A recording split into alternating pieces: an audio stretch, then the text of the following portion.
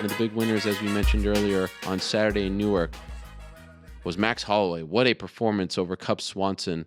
A career-defining win, extends his winning streak to 6 in a row, and now he is very much in that contender status. So right now, we need to go to the Skype machine and go all the way to Waianae, Hawaii, where Max Holloway is standing by. Max, how are you? Are you back home? I'm back home, man. Back home and chilling. How good does it feel? How long was that journey from Newark? I think it was like 12 hours total time, 13 hours. We flew to Phoenix and then we had a little short layover and then we came back all the way to Hawaii. But it feels good when you have to fly back home after a win like that. I guess you're kind of still on that high, right? Oh yeah, of course. It's great. It just feels good.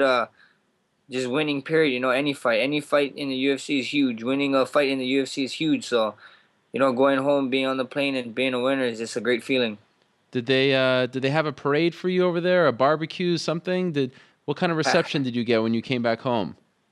I just went to my auntie's house that was on the road to Octagon. They had a barbecue for me when we came back down, so it was just a bunch of close family members, and we just they had some. It was my auntie's birthday on Saturday. They had some leftover ice cream and cake for me, so I had a bunch of that, and we had some barbecue. They cooked me lamb and steak, so it was great.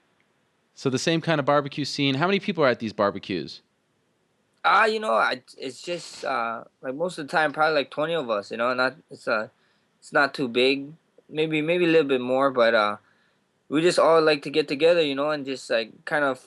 I just want to kind of forget about fighting a little while. I love spending time with them. I love playing that game we was playing. It's called Portuguese Horseshoe. So practice that. We got some tournaments coming up, so I gotta get better at that game. Tournaments? Is there money on the line? Yeah, it's small money, man. It's like a $25 buy-in and like 20 teams, so should be good. All right. Well, you are on a roll as of late, so I'm picking you to win that thing. I know nothing about the game. You're just on fire. What a performance that was. Wow. Deep down inside, did you think you would dominate him like that? I that's how I felt. I felt confident with my tools. And this the confidence that I said. That's the confidence you need. If you're not confident in the sport, you're not gonna get very very far. And it was crazy. I had a dream about that finish. I had a dream that Wow. I was gonna submit Cub. With a guillotine. I had a dream, and I came. I told my coach, I told my coach Rylan Lazarus, my jiu-jitsu coach, I said, I had a dream, man. I'm gonna sub Cub. I'm gonna sub Cub with a guillotine. I called it, and he was like, "Yeah, I don't know, man. Just stick to the game plan. Go punch people in the face. Do what Max Holloway does best. And if it happens, it happens." And then, I stick to a game plan. I landed some good clean punches on Cub, and I had him hurt and got to sink in that sub. How far in advance did you have that dream? Was like maybe like 4 weeks out of the fight. Wow. I was 4 weeks out of the fight, and I came to the gym. Was on a Thursday. Was before wrestling practice, and then I saw my coach in the morning, and I told him I had a dream. I'm gonna submit Cub Swanson, and he was like, don't change nothing, man. Just go in there and just go punch him in the face. Just stick to our game plan. I was like, I'm going to, but I know the sub is gonna come. At what point in the fight did you realize, all right, and speaking of confidence, like, I got this guy. I have broken him. I'm better than him. I'm going to win this fight. Was there a certain moment where you had that epiphany? Uh, I think was in the middle of the second round. I kind of felt like the first round I got to rewatch it, but in there I thought the first round was much more closer than what I watched. Like I always remember what the guy does to me a lot of times. So the first round I thought it was closer than what it was, and then the second round came, and like in the middle I just started having fun. I don't know what it was, man. Something just went through me, and I was just having fun. I was landing strikes, and it was just great. I just saw him kind of he was moving forward. That's how I know that he was stood in the game. He moved forward, but once I started was able to walk him down, and I was pressing him, and he was taking a step backwards, I kind of feel like, oh gosh, this is uncharacteristic from him. He, Hmm. he he likes to move forward a lot. So when I got him stepping back, I was like, I think I'm getting him. Did he seriously hurt you at any point in the fight? Not really, not too much. You know, he hits hard though. He Mm. does hit hard. You know, his kicks is pretty hard, but I felt good. You know, it wasn't. I didn't get hit with anything that made me be like, oh man, I gotta watch out for it. You know, but it felt. He hits hard. I felt some of his punches, but nothing that really hurt me. When you found out that he didn't spend any time in Albuquerque to prepare for this fight, did you think anything of that? Did you think, oh, that's interesting. He's switching things up. He's been so good as of late. Sometimes when guys switch things up, different results happen. I mean, did you put any stock into that? You know, not really. You know, I was you know, he still did some elevation training. You know, so running at that 8,000 feet thing on top of the show and on top of the show and I didn't think too much. You know, I was just kind of like, oh wow. You know, I was kind of tripping out that he was a boxing where Victor Ortiz then box. You know, and he knows Tim Bradley and all that kind of cool stuff. And then he just was at home. You know, sometimes you gotta do that. You know, I take nothing away from him. You know, I love training. Everybody, when I first got the Cub fight, everybody was telling me, "Oh, Max, where are you gonna go for train for this fight?" I was like, I'm not going nowhere. I'm staying home, man. This is where my heart is, and I got one of the best teams in the world. Just people don't know it yet. Do you feel like now finally you're going to get some respect? I mean, I'm looking at the rankings, and I don't think they've been updated. So you're 9 going into this fight. Do you feel like you're going to crack that top 5? Do you feel like you're in that contender status? You just beat the 5th ranked guy, and you beat Cub Swanson. I mean, he was on the verge of getting a title shot. Yeah, I don't care too much about the rankings. I don't believe into the rankings. You see guys fighting non-ranked guys getting ranked. You see guys winning and then fighting non-ranked ranks and moving up. It's ridiculous. And at the end of the day, I'm a firm believer of we're all second place. They should just put 2 to everybody's name. Mm-hmm. Because there's only one guy out there, and that's the champion. If you don't have the gold belt around your waist, you're second place right now. So. I don't really care, I don't care wherever they put me, it's great, and it was awesome because I was happy I was moving up because of the fighter pay for the Reebok thing, but I guess they just came out with a stuff saying that they changed it to Right. how many fights you got now, so I'm good on that side too. So it is what it is, I just want to fight the best. A lot of people this fight, they were saying I was gonna get annihilated on the feet. My best chances on the ground and this and that. I was tripping out. I was like, I'm not even a ground fighter, and I striked all my fights and it just now it's just crazy because all the same guys is like going out and telling me, oh my gosh, you're not gonna beat the next guy. Like they're saying Chad Mendes or Ricardo Lamas or Frankie Edgar. Like there's always somebody else, There's Mm. always somebody else that's gonna annihilate me. I fought the fight of my life, and people's not happy with that, I guess. Still. So I was going to ask you about the kind of feedback you've received. Like now that it's one thing to fight on pay-per-view, it's another thing to fight on a fight night on FS1, but you were on Big Fox. Millions of people were watching. Do you feel them coming out of the woodwork giving you love or not? I mean, it sounds like maybe not. Yeah, I got some love. I got love, man. Actually, I got a lot of love from people, but a lot of people is like like telling me like with the whole McGregor situation. They're trying to tell me Mendez or Frankie. They're all saying like, oh, you're gonna get annihilated from them now, But before this fight, they were saying there's no way in a chance in hell or in God whatever that I was gonna beat Cub, the way I did and it's just it's never good enough for people. They're always trying to look for the next and better thing. They're like, okay, he got past Cub, whatever, that was a fluke, but he's gonna lose to this guy. That's what a lot of guys is doing to me right now. So it's just funny. It's funny to see. What a bunch of a-holes, huh? Coming to you, you're trying to bask in your glory, enjoy your win, and they have to try to put you down. People these days, Yeah, unbelievable. no, it happens, man. It is what it is. It's some people are not happy with their life, so they're just gonna try to bring it down. They ain't bringing me down. I know what I did. I know how big what I just did is big. So I just can't wait. I just can't wait for the call from my management over at Suck Punch.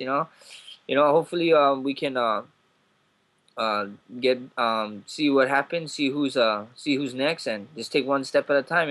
Dana White was super happy with my performance. I got to talk to Sean Shelby and Joe. They both was happy, so I think nothing but great things in the near future. Do you have a preference who you fight next? Is there someone in mind?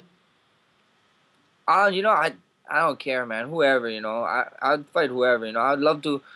I love to get that McGregor fight. You know, everybody's like, oh, you know, McGregor beat you with an ACL. He just destroyed you, this and that. I was like, yeah, okay, cool, you know, but not too much people knew I was injured, you know. And then when I came out with it, then people was like, oh, you know, you're just making an excuse now. Why you come Mhm. out 2 years later, you know? Because I didn't want to cry about it, you know. It's something that just wasn't that I didn't want. I'm not that person, but it just gets to a point where these guys just get under your skin, keep saying you got annihilated with a guy with a blown ATL, blah blah. It's just frustrating, you know. What was wrong with you? I got a high ankle sprain in the first 30 seconds of that fight. Ah, and I that. kicked him in his knee, and then I kicked him in his elbow, and right in the first 30 seconds, and I just could not move. And I tell everyone, go watch any Max Holloway fight. When do I ever move straight back? Right. Go tell me. Go point out any fight. If you got me, if you go watch my fights, you know that wasn't me. You know, and a lot of people is like, oh, this and that, like, oh no, you were that was the best you, this and that. He had his stuff. McGregor got hurt at the ending of the second round, you know, at the ending of the second round, and Hmm. he got hurt on the ground, so Hmm. he took me down, you know. So I was thinking like, that's my point exactly. Like all these guys say that he's gonna knock me out this next time. He had 2 rounds to knock me out before he got injured, you know. So where was it? I don't know. I don't see it. By the way, back to the sponsorship thing. So you're happy that it's not based off the rankings, right? Is that accurate? Yeah, you know, I was actually I not really happy, but I just was stoked because I was like, oh, maybe I break top five and I can be in the fighters pay of 125 or Yeah. 126 now, you know. So that was great. But then I just saw an interview, I just saw on the thing say now you got fights per fight, like how much fights a fighter have now. So I was like tripping out. I was like, oh, I'm kind of good there. I got 12 fights, so it should be kind of nice checks. Crazy. I can't believe you have 12 fights in the UFC. I feel like you debuted yesterday. That's unbelievable. 12 fights and you're 23 years old. That just Yeah, blew my man, it's mind. yeah, it's a blessing, man. I don't know, man. We only make this money once, so you gotta go fight as much as you can. Did you at what point, I mean, because you talk very proudly of where you're from, but it's I'm assuming a lot of big stars don't come from Waianae, Hawaii, right? I mean, like did you dream of this, or is this beyond your dreams? Yeah, this is way beyond my dreams, man. You know, I just wanted to put one in a positive way, you know, and you know, I kind of feel like I did, you know, and I'm getting so much support here now. You know, it's so crazy, you know. It's just awesome, you know. Down here, one of my sponsors, Paradise Drive, the shoe sponsor, you know, they made me shirts for this last fight, you know, and they sold it at a farmers market in Waianae here at my hometown. They had a farmer market on Saturday before the fight, and I don't know how much they made, but they like sold out the shirts in like 10 minutes, and Wow. like they had this big banner about me, of me, and like everybody who bought signed their name on it, and I gotta go hit up one of my friends. He's holding the banner for me, so it's just stoked, you know, to see all this support and see all these people just backing me up. That's major. Yeah, that is major. How about that? That's a good one. You like that one, That's a huh? good. I got a That's little a good one. pigeon in me. You didn't know that. Yeah, I know. I know. You've always been talking to me in Uh, Pigeon the last couple Respect, fights. brother. Yeah, respect, brother. I love it. I like how like pigeon and excuse me for being not too well versed on this. I mean, is it its own language or is it just certain Yeah, terms here and there?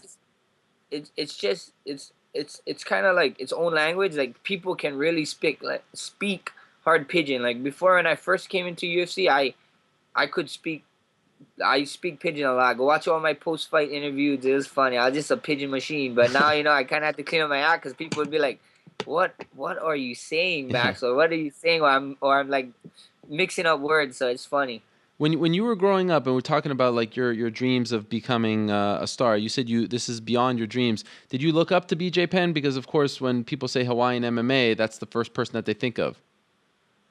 Yeah, you know, of course, you know, he's the one that set the plateau. He's the guy that when you watch, it's like I want to be better than this guy. That's the way BJ pushed me. You know, I want to be better. Like to see all these great things. You know, BJ.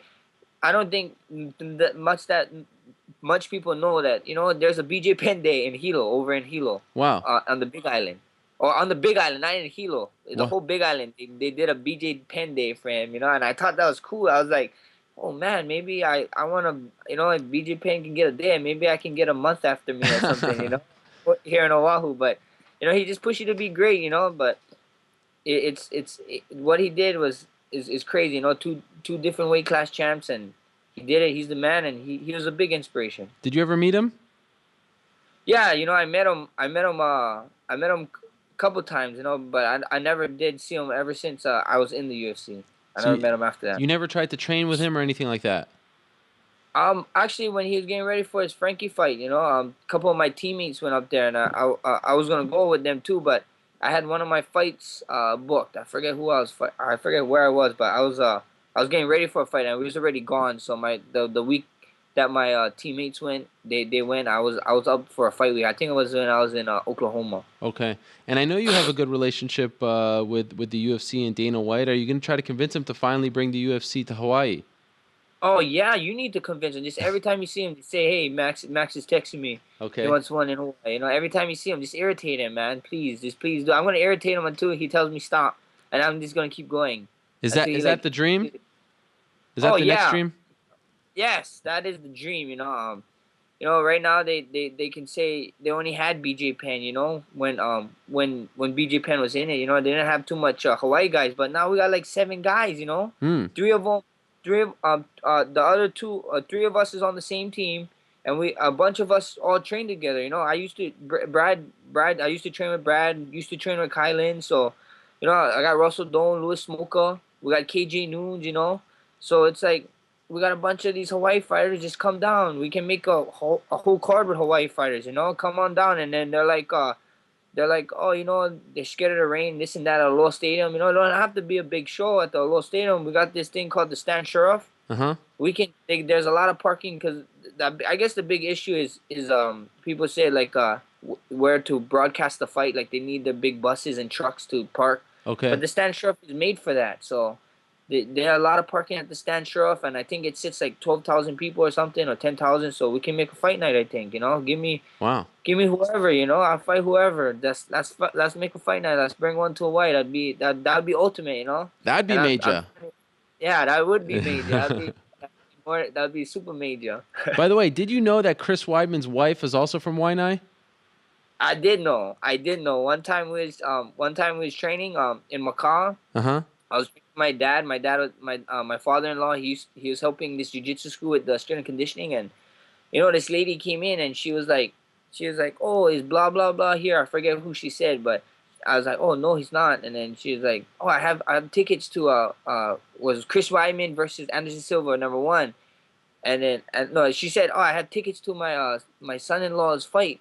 I was like, oh, who's your son-in-law? Oh, no, like, what did your son-in-law fight in? And she's like, in the UFC. I was like, in the UFC? I was like, who's your son-in-law? And she's like, Chris Weidman. I was like, we gotta be lying. She has to be lying. And then later on, I found out one of my uncles told me that he's friends with one of the guys that know the girl, and said that Chris Weidman's wife is from Waianae. I was tripping out. I was like, oh man, that's pretty crazy. Did she go to the same school as you or something like that? I have no idea. I don't know who she is. I gotta find out her name. Yeah. By the way, my friends over at Fightmetric are telling me this. You have 11 UFC fights at featherweight. That's tied with Dustin Poirier for the most in the division. You also have 12 UFC fights overall. Of course, you had that one at 150. Oh, actually, it was a catchweight. And you rank in the top 5 in the following UFC and WC featherweight categories: wins, finishes, knockdowns, significant strikes landed, landing rate, and takedown defense. How about that? Killing it. Max That's Holloway. awesome, man. It feels awesome. It feels great. And I know I keep forgetting that that one fight is at 150. They keep telling me about, oh, you had this much fights, like 11 fights at 45. I was like, bro, all my fights, wait, for one time at 150. I always kept like even like the most something came up and was like the most finishes at featherweight, and I was like, bro, they're jipping me one, and I was like, oh, wait, it's one was at 150, so I'm like, oh, it makes sense. Hey, one last thing before I let you go. What was your son's reaction when he saw you after this big win? Oh, he was just kind of like he was kind of waking up, so he was kind of whatever. But when he saw my wife, he was going crazy. My wife was up there with me this one, so oh nice. When he woke up and he was like, oh, mommy, and then I was like, hi baby, and he's like, hi dad, and then he was like, whatever, and then he was like, I was telling him something and he started crying. I was like, why are you crying? And then I wanted to surprise him. I bought him some shoes up there. Okay. And he was like, and I just told him, I got you shoes, stop crying. He's like, shoes? Okay, I will see. He So doesn't it care was yet, good. right? He has no idea what's going on.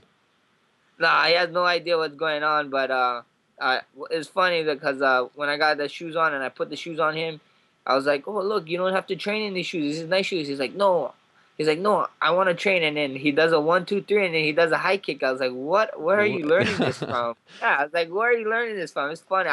I'll try to record him. I'll post a video. You laugh. I would love to see that. He's learning it from his old man who just picked up the biggest win of his career on Fox in front of millions of people. One day you will tell him about that fight, and he's going to be very proud of you. Congratulations on the win, Max. Thank you so much for coming on. I know it's early in the morning over there. Really appreciate it and looking forward to the next one. You are in contender status, my friend. It's going to be a lot of fun watching what they do with you next. Yeah, thank you, man. Thank you so much for having me, man. Oh, the pleasure is mine to be on the show. You know, I'm excited and just can't wait for the future. All right, all the best to you. We'll talk to you soon, Max. Thank you. There he is, Max Holloway. Huge win for him. Appreciate him coming on. What a great performance that was against Cub Swanson.